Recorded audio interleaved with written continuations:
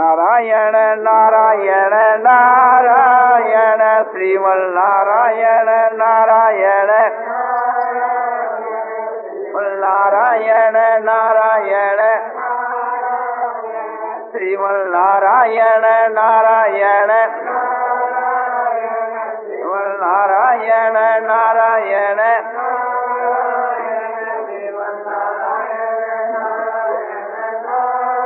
आनंदमय आनंदमय आनंदमय आनंदमय पूर्णानंद पूर्णानंद अपारानंद शांतानंद घनानंद अचलानंद ध्रुवानंद नित्यानंद बोधस्वरूपानंद ज्ञानस्वरूपानंद आनंदी आनंद आनंदी आनंद आनंदी आनंद शांति शांति शांति।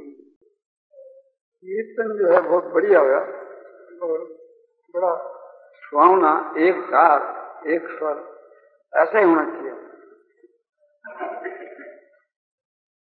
अब 2 सप्ताह ही रह गए, तो अपने साधन बड़ी तेजी के साथ करना चाहिए।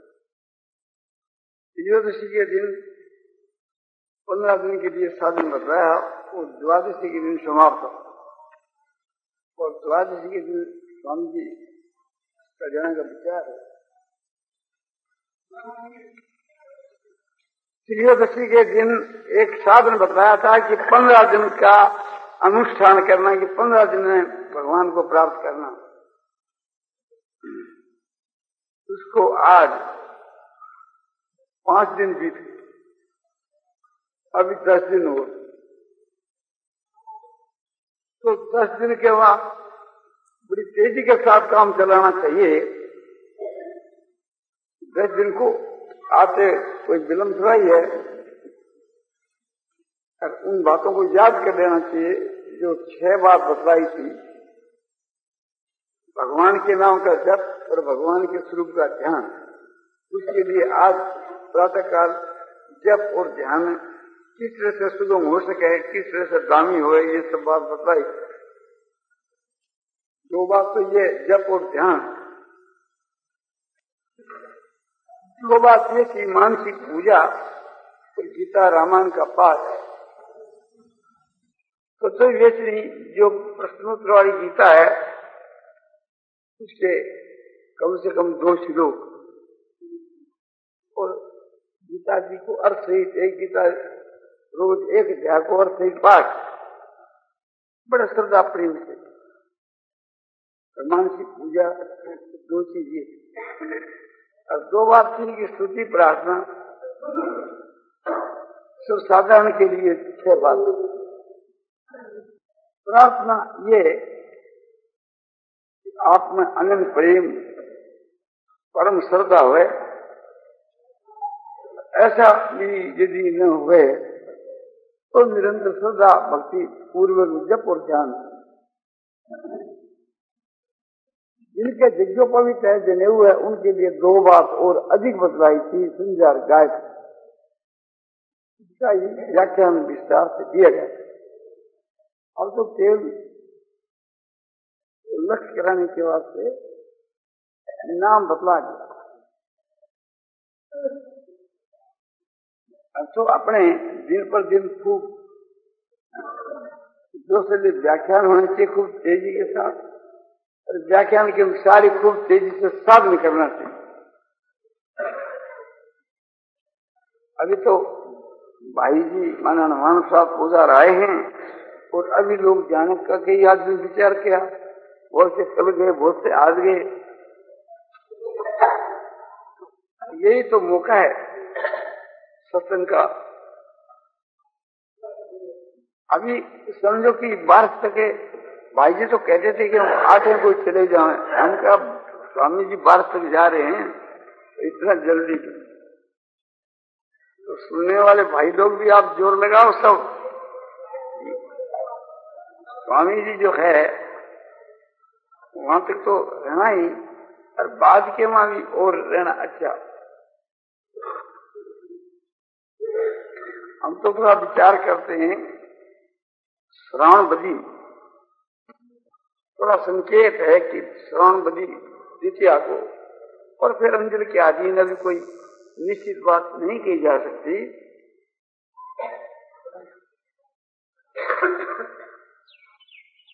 स्वामी जी के जाने के बाद और 5 दिन जो आए हैं उनको जाना पड़े। संयोग जो है वो वियोग को लेकर ही होता है, जन्म जो है वो मृत्यु को लेकर के होता है, आना जो है वो जाने को साथ में लेकर ही आता है। तो जिस काम के लिए अपना जन्म हुआ है उसको सिद्ध करना चाहिए। जन्म किस लिए हुआ है? आत्मा के उद्धार के लिए, परमात्मा की प्राप्ति के लिए। और जिस काम के लिए हम लोग यहाँ आए हैं वो भी सिद्ध होना चाहिए। वो वही काम वो अपने आत्मा का कल्याण और परमात्मा की प्राप्ति। उसमें विलंब क्यों हो रहा है? कि श्रद्धा प्रेम की कमी के कारण। तो फिर वो श्रद्धा प्रेम और क्या काम आए? जैसे भाई जी ने बताया कि भगवान के बीच के मां ममता करनी चाहिए, प्रेम करना चाहिए, प्रेम की डोरी से उसको बांधना चाहिए, बहुत ठीक है। दया की बात बताई, वो बहुत ही बढ़िया बात। एक दया के विषय में आपको बहुत ही रहस्य की बात बताई जाती है। जैसे प्रातःकाल श्वास के द्वारा जप की बात बताई, बुद्धि के द्वारा परमात्मा के ध्यान की बात बताई, इसी प्रकार की दया की बात है। समझ में आ जाए तो बेड़ा पार। भगवान परम दयालु है, उसके समान कोई भी संसार में दयालु नहीं, प्रेमी नहीं, सुहृद नहीं। ऐसे भगवान के कायम रहते हुए और फिर संसार में हम भटके हैं तो हमारे लिए भी लज्जा की बात। और भगवान को तो हम क्या कहें? ये समझना चाहिए कि उनकी दया तो अपार है, जिसकी कोई सीमा नहीं, हम उसका अनुमान भी नहीं कर सकते। और जो कुछ अनुमान करते हैं उससे न मालूम कितनी गुनी और अधिक दया है, जिसका और छोर भी नहीं। इतनी भगवान की हम लोगों पर दया है कि एक प्रकार से जिसको हम बता भी नहीं सकते। भगवान की थोड़ी सी दया से जीव का कल्याण हो जाता है, और इतनी दया से फिर क्यों नहीं कल्याण हो रहा है? ये तो परमात्मा के विषय का ज्ञान नहीं है। और ये किंचित जो समझ है उससे परमात्मा का स्वरूप बहुत ही विलक्षण है। इस बात के ऊपर विश्वास होने की जरूरत है। परमात्मा की दया तो है ही, वो दया किसी प्राप्त नहीं करनी है। गंगा जी का जल भी जो प्राप्त किया जाकर के तो इतने दूर जाना पड़ता। यहाँ से घाट तक जाओ तभी तो जल मिलेगा ना। अरे भगवान की दया का प्रवाह तो सब जगह बह रहा है, यहाँ भी प्रवाह बह रहा है, इसके लिए जाना कहीं नहीं। यदि कहो कि उससे की जो दया है वो दिखती नहीं, भगवान सबसे प्रेम कर रहे, ये बात दिख नहीं रही है। बोले वो तो नहीं दिखने का कारण तो अपनी अज्ञता है, बेसमझी है। तो कैसे दिखे? बोले मान यह बात मान ली जाए कि हमारे ऊपर भगवान की दया है, हमारे सिर पर भगवान का हाथ है, हम भगवान की शरण हैं, हमारे ऊपर सबसे बढ़कर भगवान की दया है। और भगवान की दया होने से सबकी दया है। जहाँ पर कृपा राम की होई और ता पर कृपा करे सब कोई। जिसके ऊपर भगवान की कृपा होती है उस पर सब कोई कृपा करता है। नारायण नारायण नारायण श्रीमन नारायण नारायण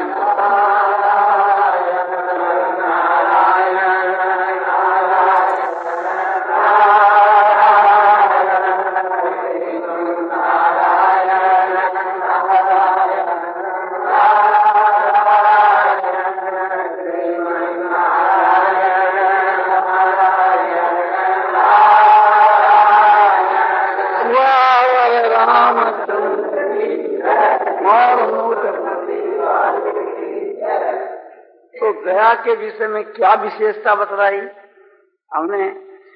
आपने ध्यान दिया होगा, नहीं तो देना चाहिए। ये विशेषता बतलाई कि भगवान की हम लोगों के ऊपर पूर्ण दया है। यदि कहो कि वो दया तो है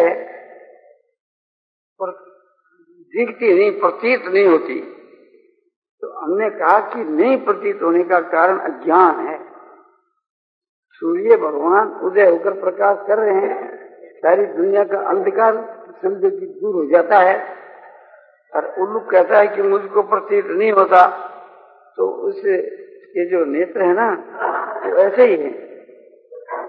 तो हम लोगों की जो बुद्धि है, इसमें अज्ञान का पर्दा आने के कारण से वो चीज नहीं दिखती। सूर्य का प्रकाश तो एकदम प्रत्यक्ष है, इसी प्रकार से भगवान की दया एकदम प्रत्यक्ष है। जिनके नेत्र है वे तो कहते हैं कि सूर्य का प्रकाश खूब जोरदार है, और कोई समझो कि अंधा आदमी हो या उल्लू हो, उसको यदि नहीं प्रतीत हो सूर्य का प्रकाश, तो उसमें सूर्य का कोई दोष नहीं, तो भगवान का कोई दोष नहीं, वे तो एकदम प्रत्यक्ष है। तो वो दया हम लोगों को कैसे दिखे कि मान लेना, दया अपने को कोई मनानी नहीं है। दया के लिए कोई भगवान से प्रार्थना नहीं करनी कि हे भगवान दया करो। यदि हम कहें कि हे भगवान दया करो तो भगवान हंसते, हम कहते हम तो दया पूर्ण कर रखी है, कोई अपने हाथ में रखी नहीं। उसमें यदि कमी हो तो ये कहना पड़े, तो फिर दिखती क्यों नहीं?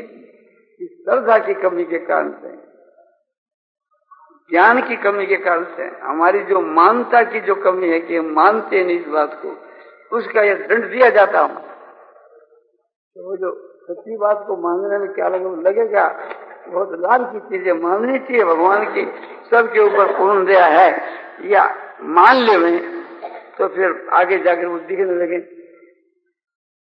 और सीखने लगे, फिर आनंद ही आनंद। जो अपने पर दया समझता है, दया समझने वाला जो पुरुष है कि भगवान की मेरे पर बड़ी दया है, बड़ा प्रेम है, इस बात का जिसको अनुभव होता है, तो उसकी कैसी स्थिति होती है? बड़ी भारी उच्च कोटि की स्थिति होती है। उसमें धीरता आ जाती है, वीरता आ जाती है, गंभीरता आ जाती है, और बहुत से गुण आ जाते हैं। उसमें त्याग आता है, दया आती है, और हर वक्त प्रसन्नता रहती है, शांति रहती है। समय समय के ऊपर इतनी प्रसन्नता रहती है कि वो भगवान की मेरे ऊपर इतनी दया है, मैं तो कभी समझता ही नहीं था। ये ज्ञान होने के साथ एकदम आनंद की सीमा नहीं रहती, प्रसन्नता की सीमा नहीं रहती।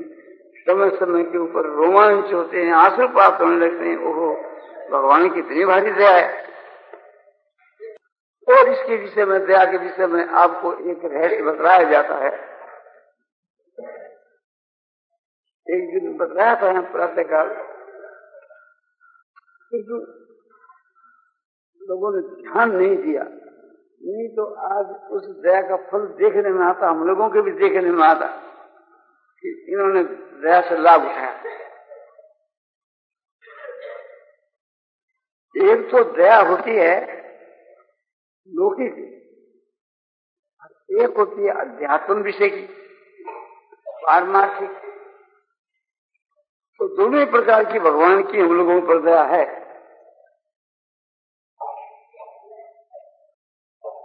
अपने अनुकूल पदार्थ की प्राप्ति में भी दया है, और अपने मन के प्रतिकूल पदार्थ की प्राप्ति में भी दया बड़ी पड़ी। अनुकूल में तो बोलो दया हमको प्रतीत होती है, जो हमारे मन के माप कोई कार्य आगे प्राप्त होता है तो हम समझते हैं भगवान की दया है। बोलो आप जिसको अनुकूल समझते हो और उसमें दया का दर्शन करते हो, वो संसारी की एक प्रकार से लौकिक की दया है, वो निम्न श्रेणी की दया आप समझते हो भगवान तो कैसे? तो आप किसको दया मानते हो?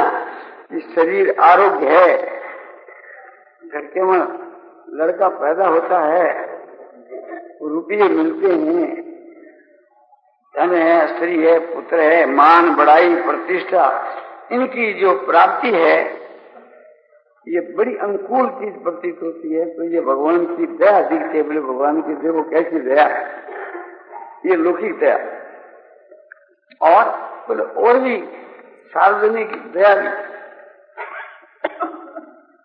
भगवान बिना पैसे के सूर्य चंद्रमा की रोशनी देते हैं और बिना पैसे के गंगा जल स्नान पानी के लिए मिले और बिना पैसे के भगवान हवा देते हैं, हवा और रहने के लिए समझो स्थान। तो ये सब भगवान की बड़ी भारी दया है। बोले ये सब भी लौकिक दया संसारी, तो वो दया तो दूसरी है। और ये जो दया है तो ठीक है, किंतु आप इसका रूप दूसरा ही ले लिया। इस वास्ते इस दया के रहस्य को आप समझे नहीं। क्या ले लिया कि भाई ये भगवान है तो आकाश, वायु, तेज, जल, पृथ्वी, सूर्य, चंद्रमा, समुद्र, ये सब चीजों को देख करके हम पर बड़ी कृपा करी जो हमको हर वक्त इससे सुख मिलता रहता है, शांति मिलती रहती है। बोले ये सुख और शांति तो बहुत ही निम्न श्रेणी की है। इसके लिए भगवान ने हमारे को श्री पुत्र, धन, रुपया और मान बढ़ाई, प्रतिष्ठा और शरीर के मां आरोग्यता आदि चीजें तो नहीं दी। तो किसके लिए सब चीज दिए? बोले यही तो समझने की जरूरत है। ये सब चीजें और मनुष्य का शरीर, ये सब सामग्री जो भगवान हम लोगों को जो दी है वो आत्मा के उद्धार के। आत्मा का उद्धार हो जाता। बोले बिल्कुल आत्मा का उद्धार हो जाए।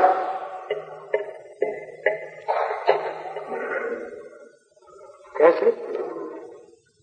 ये सब चीज भगवान की दी हुई भगवान के काम में लगा।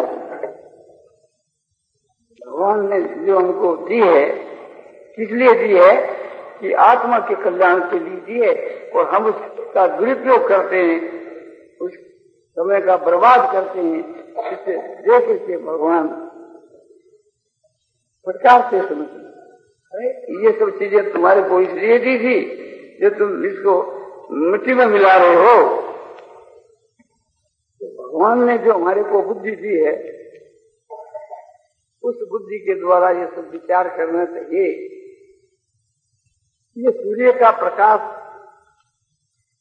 रात्रि के अंधकार के वहां हम स्वाध्याय नहीं कर सकते, पुस्तक नहीं पढ़ सकते। और ये सूर्य के प्रकाश में सब कुछ पुस्तक पढ़ सकते हैं। अध्यात्म विषय की, उससे अध्यात्म विषय का ज्ञान बढ़ता है। इसी प्रकार से हम संसार के पदार्थों से हर एक प्रकार का लाभ उठा सकते हैं। भूतों से भी, आकाश, वायु, तेज, जल, पृथ्वी, भूतों से भी, और समझो समुद्र, नक्षत्र आदि इनसे भी। अपने जो व्यक्तिगत जो दिए हैं, स्त्री, पुत्र, धन, रुपया, आरोग्यता, मकान, ये सब भगवान ने हमारे को कल्याण के लिए दिए हैं। और हम इसका दुरुपयोग कर रहे हैं कि जो संसार के विषय भोगों में लगा रहे हैं। तो इनको क्या करना चाहिए? इन सबको भगवान की चीज भगवान के काम में लगा देनी चाहिए। तो भगवान एकदम खुश हो जाते हैं।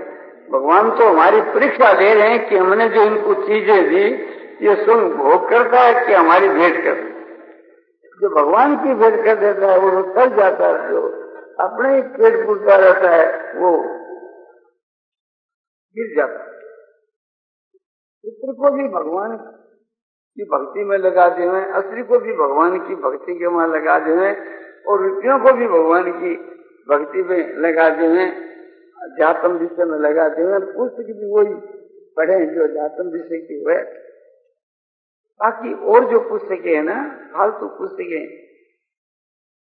एक प्रकार से झूठा उपन्यास, और जिनके वहां सुंदर की शरीर बातें भरी हुई हो और जिनके वहां नास्तिकता की बातें हुए, ऐसे पुस्तकों के तो आग ही लगा। मैं बच्चा था तो ये कोई वक्त में शिव तमाशे की पुस्तक पढ़ लिया करता था, जबकि हमारी आयु कोई 12 साल की थी। फिर एक दिन ये बात ध्यान में आई कि ये जो खेल तमाशे की पुस्तक है वो खेल तमाशे की भी बहुत खराब पुस्तक है। और नानी धूम की बनाई हुई, धूम की तो बनाई हुई, और ख्याल तमाशे की, वो पूर्णमल के ख्याल की, नार नौटंकी के ख्याल की, सब गंदी पुस्तक। तो हमने सोचा कि इस पुस्तकों को क्या करें। हमारा मित्र था नानूराम गोविंद का, इससे सलाह की क्या करें। मित्रों के नाते हम दोनों आदमियों के रूप में लगे थे, क्या करना चाहिए। बोलो ये खराब पुस्तक है, किसी को दे, वो जिसको देंगे उसका अनिष्ट होगा। जैसे हमारे लिए घातक है उसके लिए भी घातक। तो फिर ये सोचा कि इसको आग लगा दे, अग्नि देवता को दे। क्यों कि सामर्थ्य को नहीं, दोष नहीं, वहां कुछ भी नहीं हो। तो ये असल में सोचा। तो अपने घर के बीच के मां समझो कि ऐसी पुस्तकें आ जाए तो आग लगाने के लायक कुछ पुस्तकें की जो नास्तिकता की पुस्तकें, अश्लील भावों की पुस्तकें हैं, और जिससे अध्यात्म विषय में नुकसान होता है, तो उनके तो आग ही लगा देनी। और बदले में कौन सी पुस्तकें इकट्ठी करनी चाहिए जो आत्मा के कल्याण में सहायक हो। बढ़िया बढ़िया पुस्तक, बढ़िया इतिहास, भक्तों का इतिहास और भक्तों की भक्त गाथा, भगवान का जीवन चरित्र, भक्तों का जीवन चरित्र, और समझो कि भक्तों का लेख, अच्छे अच्छे जो भक्त हुए, तुलसीदास जी हुए, सूरदास हुए, कबीरदास हुए, इनकी पुस्तकें। कलयुग के मां बहुत से भक्त हुए, गौरांग महाप्रभु, श्री राम कृष्ण जी परमहंस, और सहजाबाई, मीराबाई, स्त्रियों के मां भी बहुत, अब पुरुषों के मां भी नरसिंह मेहता, तुकाराम जी, ज्ञानेश्वर जी, समर्थ रामदास, ऐसे बहुत से भक्त यहाँ अपने इस देश में हो चुके हैं। उनका जो उपदेश है, जैसे तुलसीदास जी का उपदेश किया कि रामायण विनय पत्रिका के अर्थ को समझना चाहिए, खाली बांटना नहीं, बांटना अर्थ ही पढ़ना। तो उस वक्त के वहां आंसुओं की धारा बनने लग जाती, उसमें ऐसा विनय का भाव भरा हुआ है। तुलसी के रामायण उसके वहां समझो कि भक्ति और प्रेम उसमें भर दिया, तो बड़ी अच्छी पुस्तक है। इसी प्रकार से समर्थ रामदास की जो पुस्तक है, और सुंदर विलास में सुंदरदास जी की पुस्तक है, और स्वामी नारायण के दोनों का संग्रह नारायण दास जी के दो हैं, और भी बहुत से भक्तों की, और अपने पुरानी जो पुस्तक है ऋषि मुनियों की रचित है, वो सो इतिहास पुराण। और आगे में बढ़ो तो समझो कि श्रुति स्मृति और अपने दर्शन शास्त्र, उनकी समझ माने उनकी समझ की अपने में योग्यता नहीं हुए, तो ये तो समझो कि जैसे गीता, भागवत, रामायण, ये तो बहुत सी पुस्तकें हैं, इनका अर्थ सहित अध्ययन करना स्वाध्याय है। बहुत से भाई लोग नवाहन पाठ करते हैं, अच्छा न करने वाले की अपेक्षा वो अच्छा, किंतु अर्थ सहित जो उसका पाठ किया जाए, समझ करके पाठ किया जाए, अर्थ की तरफ ध्यान रख करके पाठ किया जाए, वो बहुत ही बढ़िया, उसके समान कुछ भी नहीं है। ऐसे गीता का अर्थ समझते हुए पाठ किया जाए, उसका दर्जा बड़ा ऊंचा है। और ज्ञान नहीं हो तो उसके अर्थ को पढ़ करके उसे मन लगाना चाहिए।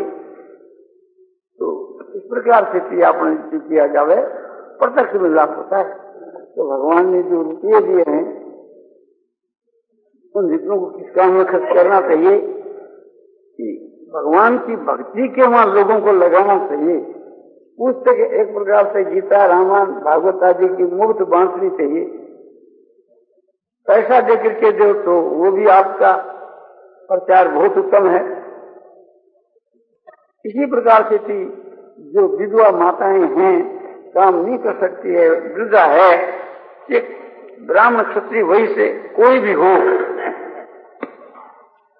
जो हमारे समझो की शूद्र जाति के है, जिनमें पुनर्विवाह होता है, उनके लिए इतनी चिंता नहीं कि वो और दूसरा विवाह कर लेती है। और जिनके यहाँ विवाह नहीं होता, ऐसी जो विधवा स्त्रियां हैं, उनकी अपने धन से सेवा करना बहुत उत्तम। और जो कुटुंब वाले हैं, जिनके 50 रुपया वो कमाता है, घर में 100 रुपया खर्च लगे, तो ऐसे पुरुषों को मदद देना, और जिनके घर में कन्या हो, कि ब्राह्मण हो क्षत्रिय हो, वही तो उन कन्याओं का विवाह करना, उसमें रुपया लगाना, ये रुपयों का सदुपयोग करना है। उन्हीं रुपयों का दुरुपयोग किया जाए तो उसका फल होता है नरक, और सदुपयोग किया जाए तो उसका फल होता है स्वर्ग। और वो सदुपयोग करके यदि निष्काम भाव से करे तो उसका फल है आत्मा का उद्धार। तो ये जो मनुष्य का शरीर, ये सब ऐश्वर्य हमारे को जो भगवान ने दिया है ना, वो स्वर्ग के लिए भी नहीं, आत्मा के कल्याण के लिए दिया है। इसलिए एक प्रकार से उस काम में उसको लेना चाहिए, ये बुद्धिमत्ता है। और नहीं तो स्वर्ग के लिए या संसार के भोग के लिए भी वो यज्ञदान तब करता है, तो वो करना बुरा तो नहीं है, किंतु ये तो हम कहेंगे कि बुद्धिमान तो नहीं है। बुद्धिमत्ता तो उसमें ही है कि उसी कर्म से हम ऊंचे से ऊंचा लाभ उठाना है, उसी का फल एक प्रकार से थी, उसी जगदान तप का फल जो है, जगदान तप का फल नरक भी है और स्वर्ग की भी प्राप्ति है, मुक्ति भी है। तो वो तो मूर्ख है जो नरक की प्राप्ति के लिए जगदान तप करे। बोले भाई जगदान तप कोई नरक की प्राप्ति के लिए तो कोई नहीं करता। नरक के लिए कोई करता है तो झूठ कपड़े चोरी व्यभिचार करता है, और तो भी नरक के लिए नहीं करता। वो झूठ कपड़े चोरी व्यभिचार करके और भगवान को एक प्रकार से फांकी देता है कि भी नरक में हमको नहीं जाओ। काम तो करता है नरक का, और उससे बचना चाहता है, वो कभी बचने का नहीं, उसको तो नरक का द्वार देखना ही होगा। तो फिर ये बात जो कही कि कोई आदमी यज्ञदान तब जो करता है वो नरक के लिए नहीं, क्या थोड़ी बात समझने की है। कोई भाई बहुत श्रद्धा के साथ जग करता है, तप करता है, दान देता है, बड़ी श्रद्धा के साथ, शास्त्र की विधि भी उसके बीच में है, किंतु क्यों करता है कि अपने शत्रु को मारने की, अपना जो बैरी है दुश्मन, उसको उखाड़ने के लिए, उसका अनिष्ट करने के लिए कि हे भगवान वो मेरे को बड़ा तंग करता है, तुम उसका पुत्र मार दे, उसको मार दे, या उसके घर के आग लगा दे, या इसको कम से कम बीमारी दे दे। ये जो भाव है, इस भाव से जो यज्ञ किया जाए, दान दिया जाए, तब किया जाए, वो यज्ञ और दान सब नरक में ले जाने वाला है, क्योंकि दूसरे के अनिष्ट के लिए करता है। हर एक आदमी यज्ञ दान सब करता है इसलिए कि प्रभु हमारे को पुत्र दो, या धन दो, या संसार के मां मेरी कीर्ति हुए, तो मान बढ़ाई कीर्ति के लिए, धन के लिए, पुत्र के लिए, आरोग्यता के लिए वो शोधा जिसमें उसका वो फल मिल जाता है, प्रभु असो। और इससे आगे और बढ़े कि प्रभु हमारे को स्वर्ग की प्राप्ति, तो स्वर्ग तक की प्राप्ति हो जाती है सकाम भाव से कि वे जगदान तब सकाम भाव से करने पर जो स्वर्ग तक की प्राप्ति हो जाती है। और जो निष्काम भाव से करे तो वो संसार सागर से उद्धार कर देता है। तो इतना डिफरेंस है कि स्वर्ग की प्राप्ति के लिए करना तो बीच की बात है, और नरक की प्राप्ति के लिए तो नहीं करते कि उसका फल नरक होता है। और परमात्मा की प्राप्ति है, उसके मुकाबले तो कोई चीज है। तो हमारे को तो ऊंचे से ऊंचे दर्जे का जगदान तब करना चाहिए। एक ही क्रिया, किंतु भाव के हेर फेर से जमीन आसमान का फर्क हो जाता है। 3 भाई थे, वे गंगा किनारे बैठ करके घोर जंगल के मां बड़ी तपस्या करते थे, बड़ी कठिन तपस्या करते थे, और समझो कि उनका दिन रात यही काम था। बहुत अपने समझो कि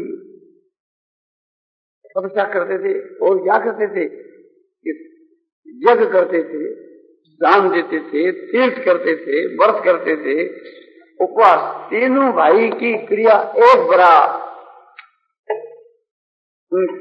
एक भाई कोई वहां गया, चौथा देख कर उनके सबको दंग हुआ, बोले वाह वाह, देखो ये अपने कितने जोर का तप करते हैं, कितना कष्ट सहते हैं। एक भाई से पूछा, आप तप ऐसा क्यों करते हो? बोलो परमात्मा की प्राप्ति के लिए, भगवान में प्रेम होने के लिए। बोले वाह साहब, ये आपका तप तो परम आपका सात्विक है, बहुत ऊंचे दर्जे का सात्विक, बड़ा दानी है, आपका क्या कहना? दूसरे भाई से पूछा, भाई तुम जो तप करते हो, तीनों भाई तुम तो बड़े महात्मा पुरुष हो, कि बड़ा अच्छा तप करते हो, तुम भी बड़ा अच्छा तप करते हो। बोले तुम्हारी सबकी क्रिया तीनों की बराबर, यज्ञ की क्रिया, दान की क्रिया, सबकी सहेली है, तुम किस उद्देश्य से करते हो? वो बोले मैं तो अपने पुत्र के वास्ते और सुख की प्राप्ति की। बोले ठीक है, उससे तो तुम्हारा बड़े भाई से तुम्हारा जो भाव है बहुत नीचे दर्जे का। अरे जिससे परमात्मा मिले उससे अपना समझो कि एक मामूली वस्तु लेकर खुश हो जाना, ये कितनी बड़ी गलती की बात है। तुम तो गलत रास्ते क्यों? तीसरे से पूछा भी तुम क्यों करते हो? उसने कहा साहब हमारा हमने पूछी। बोले बताया ना क्या है? बोले हमारे शत्रु के यहाँ कच्चे बच्चे और सब मर गया, आग लग जाओ। बोला तुम्हारा भाव तो बहुत खराब है, उसके तो कच्चा बच्चा मरेगा नहीं मरेगा, समझो कि बात की बात है, और तुम तो भैया घोर नरक में जाओगे। और देखो तीनों की क्रिया समान और फल में इतना अंतर की राज्य। तो ये सब बातों ने सोच करके हमको उचित भाव से भी ये सब कर्म करने चाहिए। तो दया की बात मैं कह रहा था, और दया के मैं आपको रहस्य बताता था। तो ये जो हमारे को भगवान ने जो पदार्थ दिए हैं, और इनके मां हम भगवान की ये दया मानते हैं कि बस अपनी पुत्र धन किया और शरीर में आरोग्यता, ये सब पाकर के खुश होते हैं। ये हमारे पर भगवान की बड़ी दया है, बड़ी कृपा है। उन सबको अपने ऐश आराम और भोग में लगाते हैं। तो ये एक प्रकार से भगवान की दया का रहस्य आप समझे नहीं, मामूली दया का रहस्य समझे। इसकी दया तो भगवान की बड़ी भारी है, किंतु तुम एक प्रकार से उसको बिना समझे बिना और अल्प ही लाभ उठा रहे हो। और जो आदमी उसको खराब काम में लगा रहा है वो तो रहस्य उल्टा समझ रहा है, वो तो अपना नरक का मार्ग बना रहा है। हमारे भीतर में जो बल है उससे नरक भी होगा और मुक्ति भी होगी। मुक्ति कैसे है कि कमर कस करके भगवान के भजन ध्यान को में लग जाए और भगवान की प्राप्ति के लिए अपना जीवन अर्पण कर दें, तो सबसे बढ़कर के हमारा जन्म साथ हो। और उस बल को समझो कि व्यवचार में लगा दें, उस बल को दूसरों को पीड़ा पहुंचाने में लगा दें, मदरा पीने में माने खोटे काम में लगा दें उस बल को, तो उसका फल नरक है। यही बात आपने पैसा में रुपया के मां एक भाई समझो कि वह रुपया परमार्थ में लगाता है लोगों के कल्याण के लिए, तो वो समझदार है और उसका रुपया जो तो सफल हो रहा है। और दूसरा एक भाई आपने वो रुपयों को आपने कुमार्ग में लगा है, तो उन रुपयों से उसको नरक होगा। तो वे रुपये उसको नरक देने वाले, और जो आपने परोपकार में लगा है उसका फल उसको स्वर्ग है। और उस परोपकार में लगाकर यदि निष्काम भाव से लगा हुआ है तो उसका फल है तो परमात्मा का। ये कितना डिफरेंस हो गया। ऐसे हमारे में जो बुद्धि है, एक भाई तो अपनी बुद्धि ये अणुबम जो है और बड़े बड़े बम तैयारी करने में लगाता है कि जल्दी से जल्दी और सारी दुनिया के लोग कितने बम में मर जाए। तो मनुष्यों के मारने के लिए सोचता है कि ऐसा कोई एटम बम बनावे कि जिसमें समझो कलकत्ता जैसा शहर 2-4 बम में स्वाहा आ सकता, तो उसमें बड़ी बुद्धि लगानी पड़ती है। वो अपनी बुद्धि किस काम में खर्च करता है कि घोर नरक में जाने की काम। और एक भाई ऐसा बुद्धि लगाता है कि भी दुनिया दुखी हो तो इनका शीघ्र उद्धार कैसे हो, इन सब का कल्याण कैसे हो, इस विषय में अपनी बुद्धि लगाता है। तो वो एक प्रकार का सत्काम के वहां बुद्धि लगाता है। उसका बुद्धि का सदुपयोग करना है, उसके विपरीत करना, दुरुपयोग करना है। तो भगवान ने हमारे को जो बल दिया है, बुद्धि दी है और आरोग्यता दी है और धन दिया है, इसका उपयोग सत्काम के मां करना चाहिए। और ऐसे ही पुत्र स्त्री और जो कुछ हमारा भोग है उसको उत्तम काम के मां लगाना, अच्छो भी निष्काम भाव से।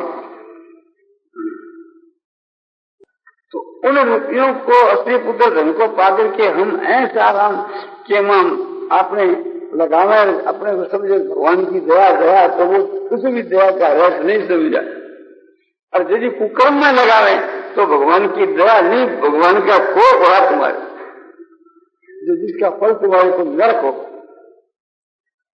उसका उपयोग ठीक किया तो उसके लिए तो भगवान ने वो सब चीज दी है। तो जिस काम के उद्देश्य से आपको ये चीजें भगवान के यहाँ से मिली है उसी काम में लगाया जाए, वही बुद्धिमत्ता है। ये उस दया का रहस्य समझना है।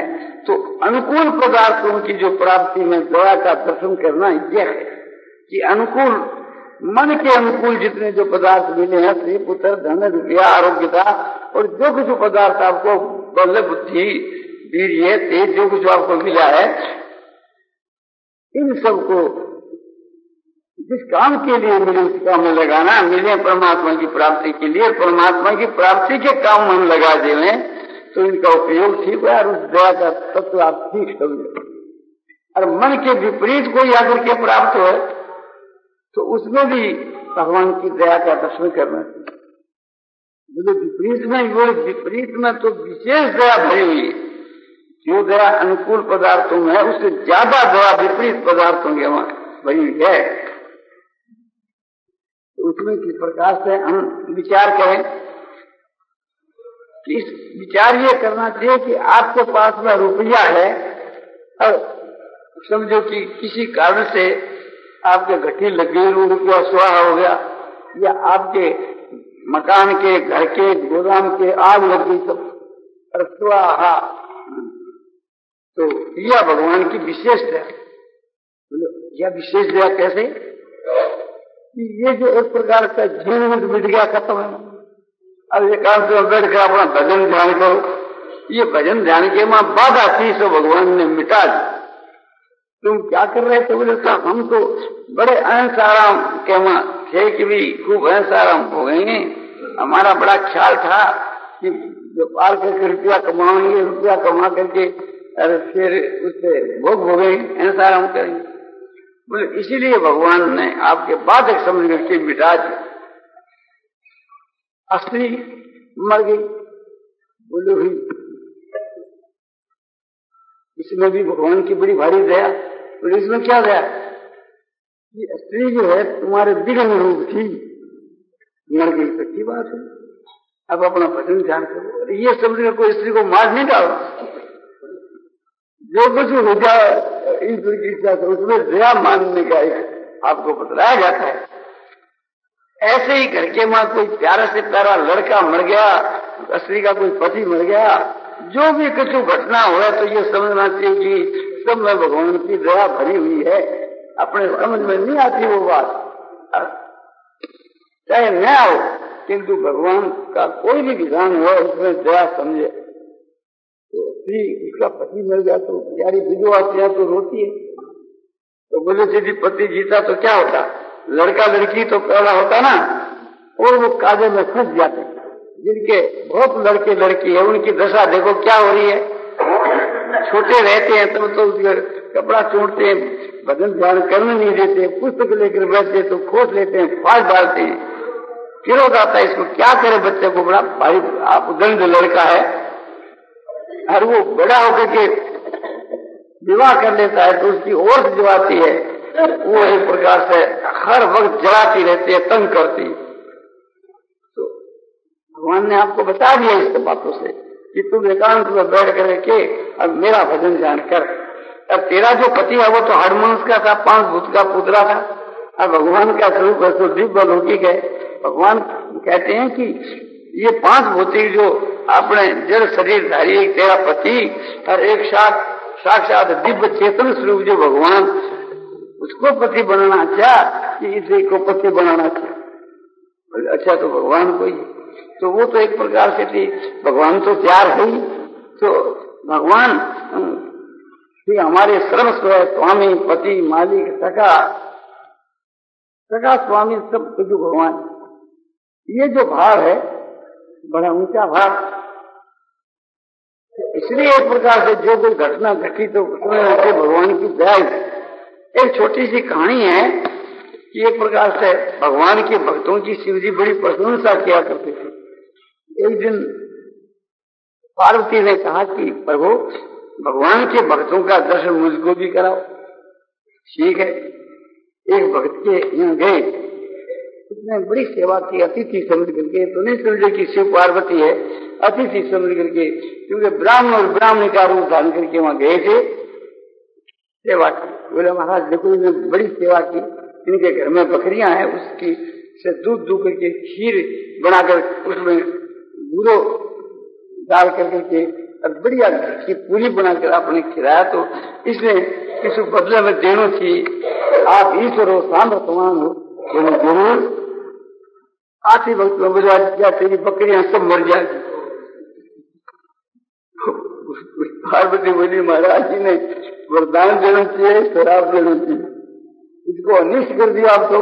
बोले नहीं, मैं इसको बड़ा उपकार कर। बोले क्या को उपकार करेंगे? बोले फिर महीना के बाद आप 6 महीना के बाद फिर गए तो वो भगवान के भजन ध्यान में मस्त हो गया। बोले पार्वती जी तुम देख, अब ठीक है, वो ठीक था, उस वक्त में तुम देखा?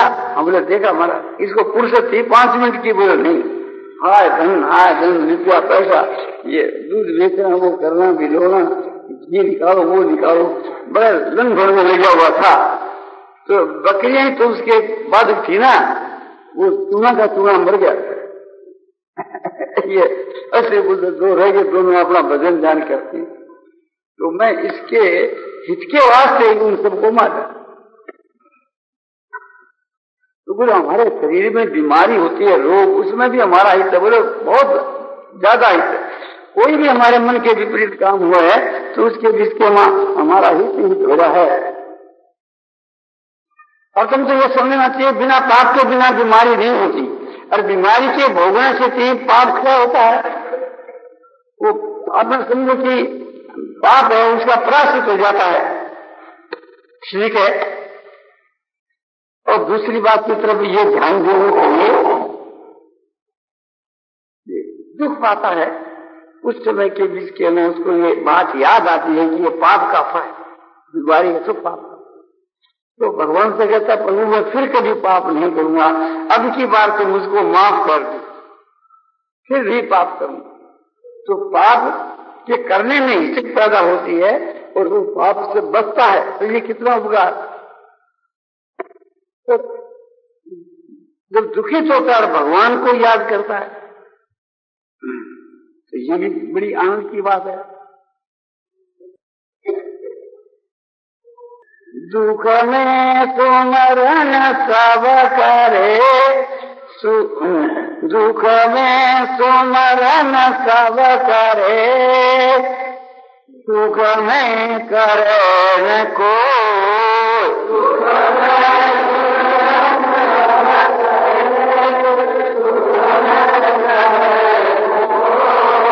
जो सुख में सुमरन करे तो दुख काये को।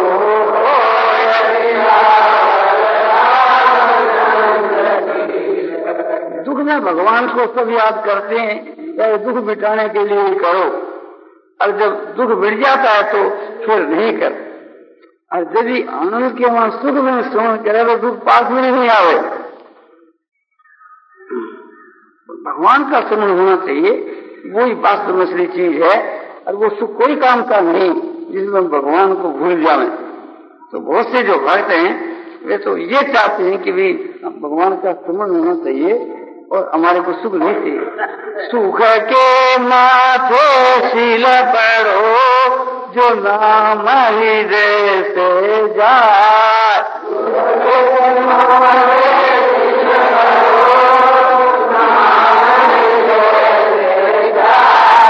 बलिहारी वा दुख की जो पर पर नाम जपाए,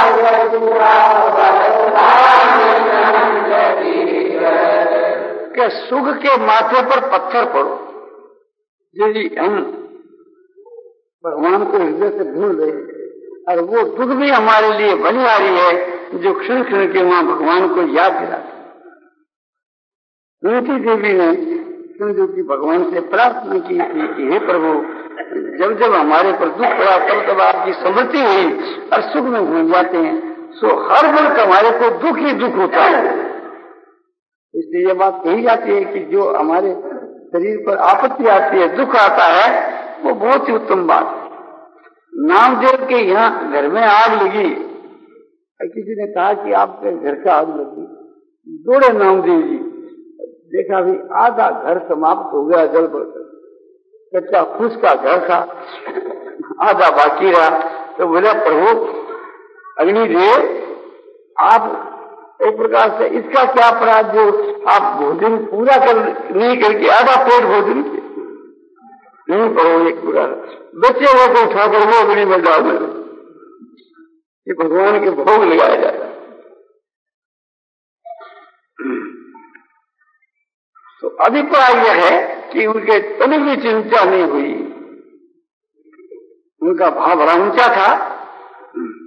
तो ये समझना चाहिए कि जो हमारे में कोई प्रकार की आपत्ति आवे, घर की आग लगे या कोई लड़का मर जावे या किसी स्त्री का पति मर जावे या कोई भी आकर के समझो कि घर में मर जा, प्यारे से प्यारा मर जावे, तो ये समझना चाहिए कि भगवान जो कुछ हमारे लिए करते इसके लिए करते।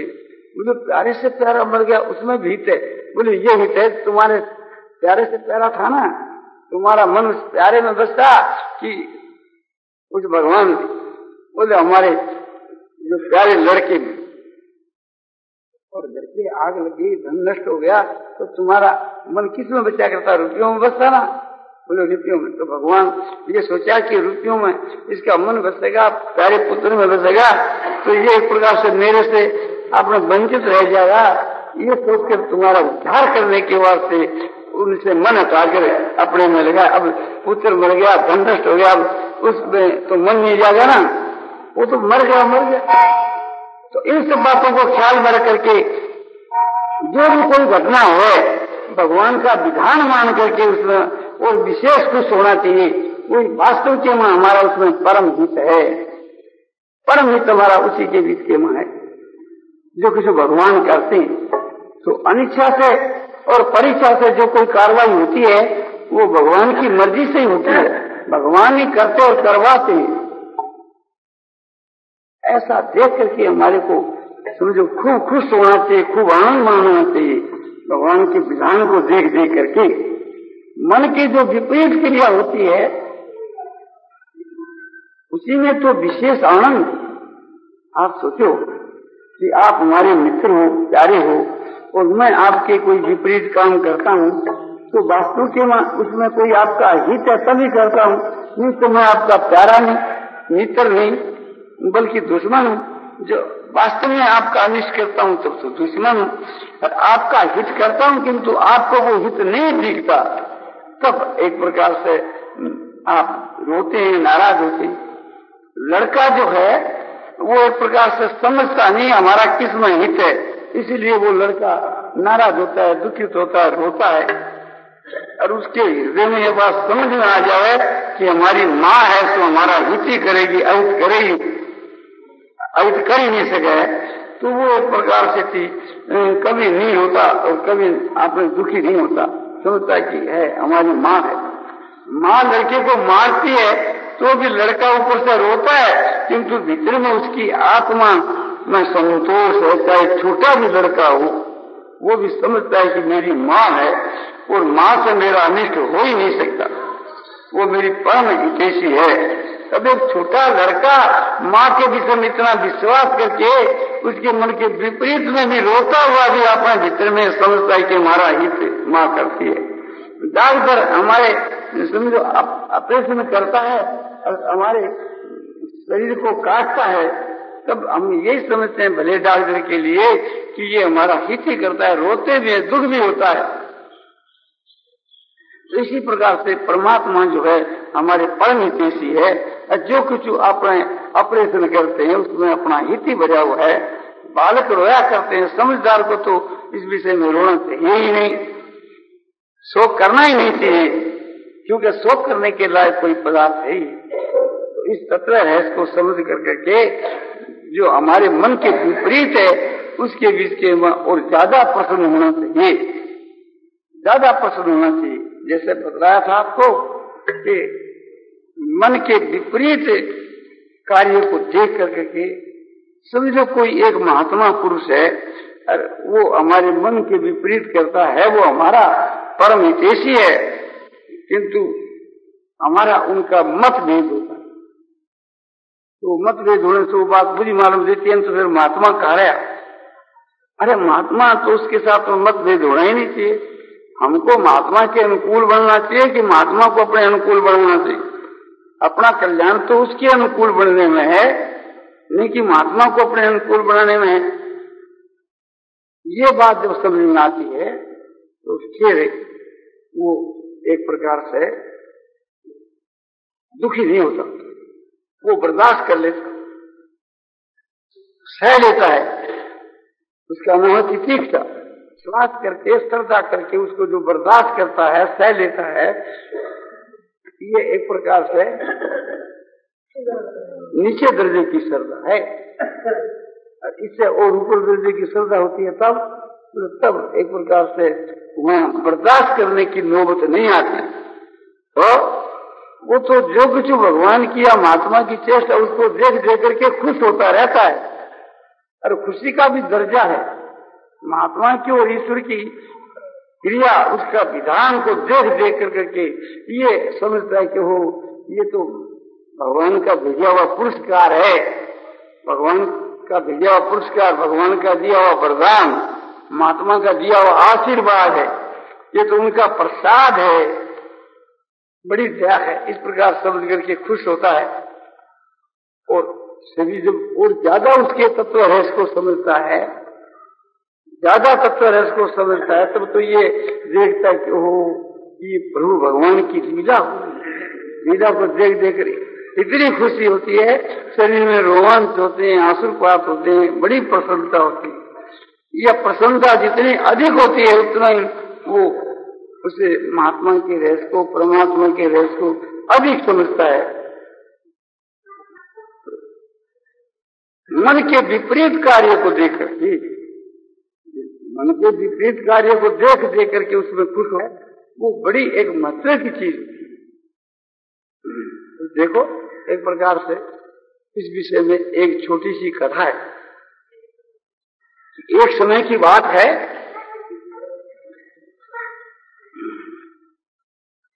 कि अर्जुन के मन के में ये थोड़ा अभिमान आया कि प्रभु मेरे समान आपका कोई और भी भक्त है क्या, जो आप मेरे गुणों को हाँकते हैं और इतना मेरे से प्रेम करते हैं। मैं भी आपके साथ रहना चाहता हूँ, आप भी मेरे साथ रहते हैं, आप मेरे सखा भी हैं और मेरे आप बुआ के बेटे भाई भी, और मेरे आप सारा भी, और प्रेम भी आपके साथ में हमारे कितने संबंध हैं। आप जैसे पुरुष के साथ में इतने संबंध हुए और इतना प्रेम रहना, इतना फिर संग होना, ये तो प्रभु हमारे कोई बड़ी भक्ति की प्रेम की बात है। हमारे जैसा भक्त और भी आपने है कोई देखा? अरे बोले हमारे तो बहुत है। बोले महाराज एक दिन मने में दर्शन कराओ।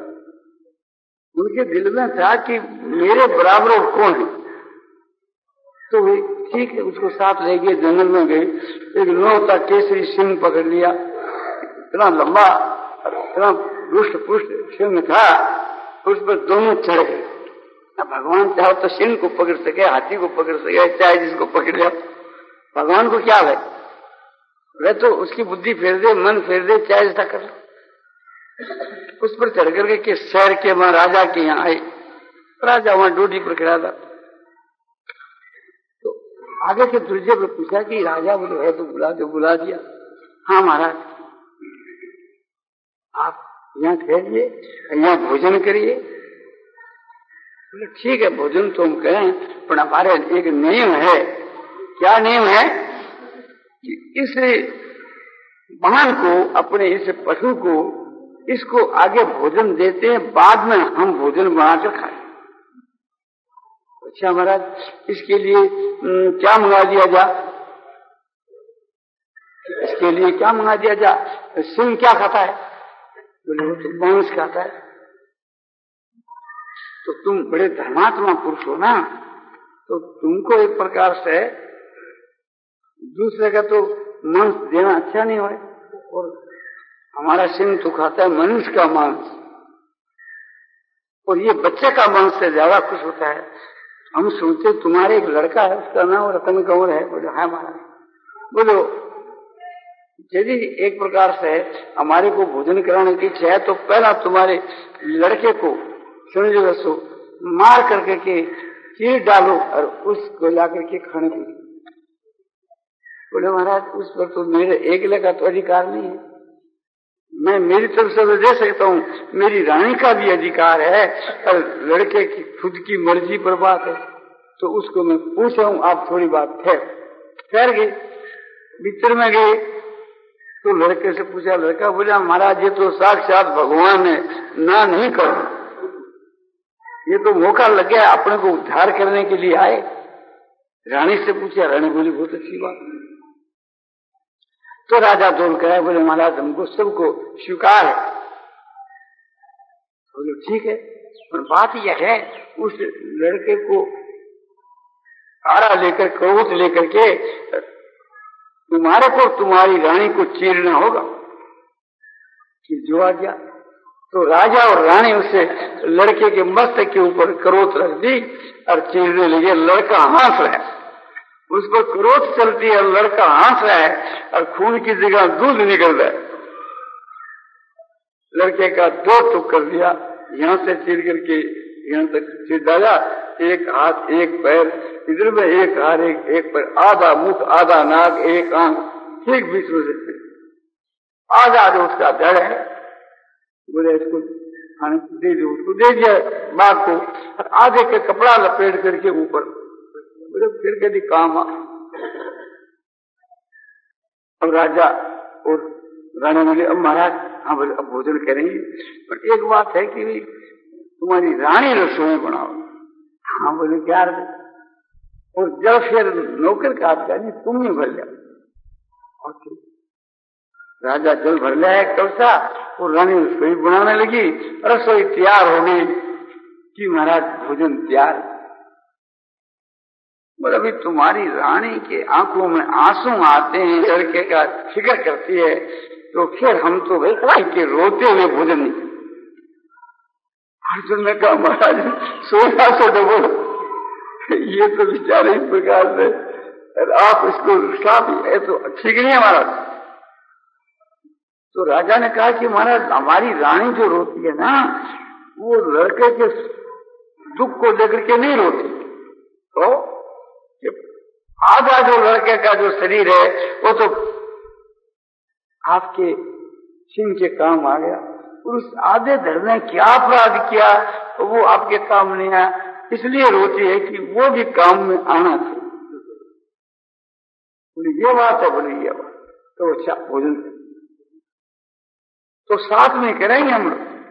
बोले साथ में करो, तो तुम और तुम्हारी रानी 2 और 2 हम 4 है ना, तो तुम 4 जो परोसा है वो तो पूरा और 1 आधा, ऐसा 5 परोसा तुम लगाओ। नारायण नारायण नारायण श्रीमन नारायण नारायण नारायण नारायण श्रीमन नारायण नारायण नारायण नारायण